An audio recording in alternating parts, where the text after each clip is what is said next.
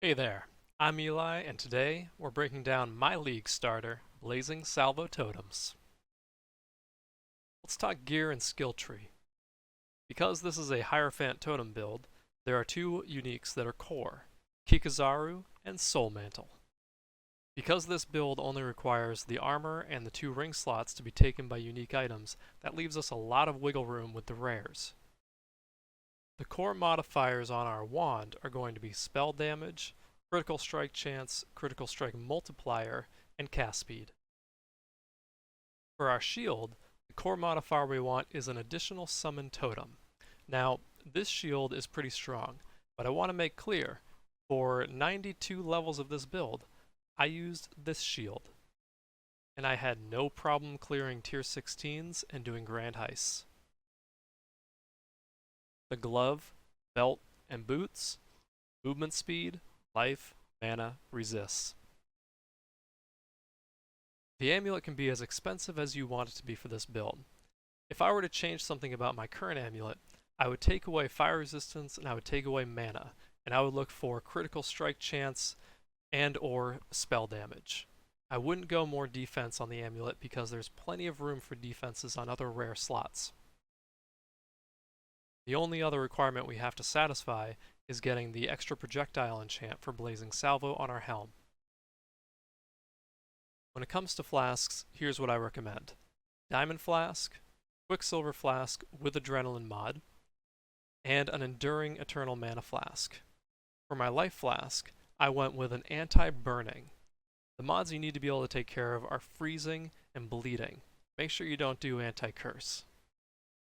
As you can see, I'm using a Dying Sun. This gives about 14% more damage to the build, but I want to point out that if you're strapped for cash, you can use Atziri's Promise. This gives about 7% more damage. For our buffs, we have Arcane Cloak bound to our left click. This allows us to cast it whenever it's off cooldown while we're moving around. We also have Sigil of Power, where each stage that you build is a significant damage increase. Also, our totems are a significant buff. As you can see here, when we have Arcane Surge up, we have 1000 mana regeneration and 950 life regeneration. Because we have this massive amount of regeneration, we can run Righteous Fire. I don't recommend running it while you're running around a map. I'd save it for a boss fight, because with 7 totems out and the Mana Flask running, we still barely out-regenerate it. Here's an example of it.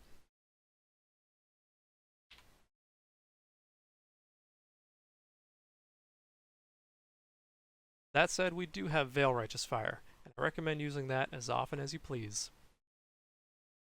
For our debuffs, we have Elemental Weakness for 44% lower elemental resist, as well as Wave of Conviction Totem, which gives lightning exposure for lower 25 lightning resist, as well as, thanks to the combustion support, 19% lower fire resist.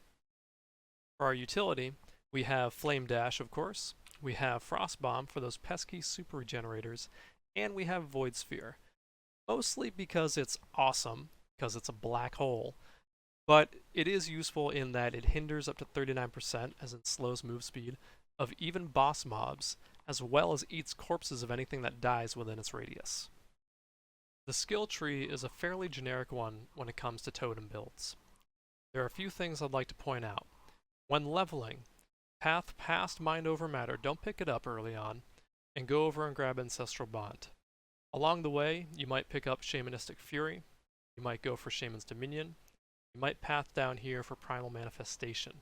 These are good damage dealers, and you don't need a lot of life and mana in order to survive as a totem build. Once you have Ancestral Bond, it's really up to you as to whether you need to pick up more life or more damage.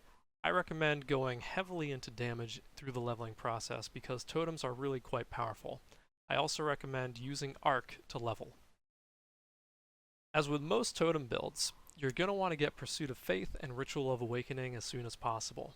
Now, for this particular build, I did play around with Sanctuary of Thought instead of the Agnostic and Conviction of Power.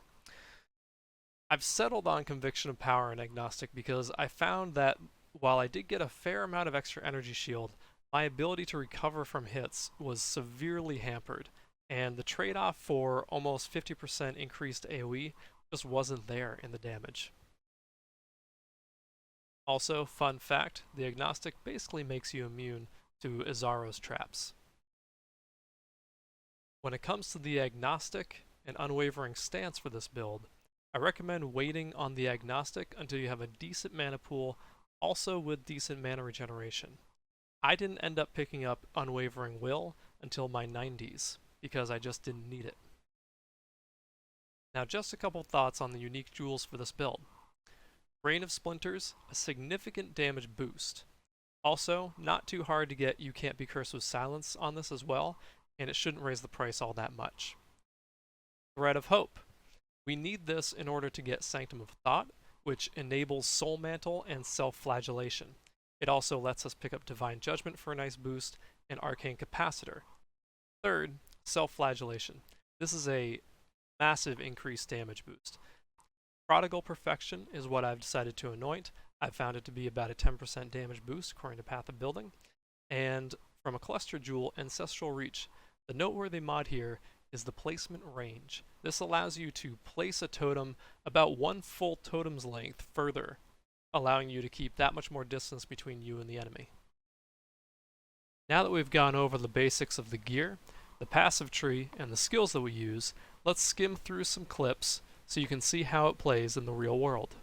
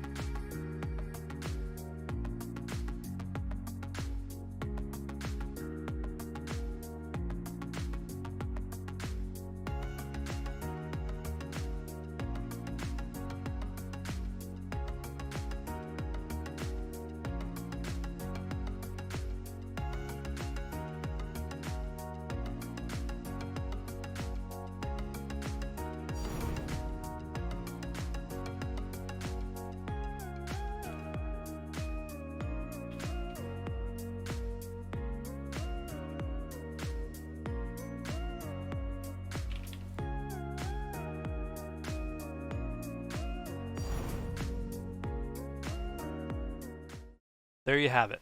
Everything you need to know to get started with blazing Salvo totems. If you enjoyed the video, hit like and subscribe to let me know. And if you want, head over to my Twitch channel and visit my socials. They're all linked below. Until next time, stay sane, Exile.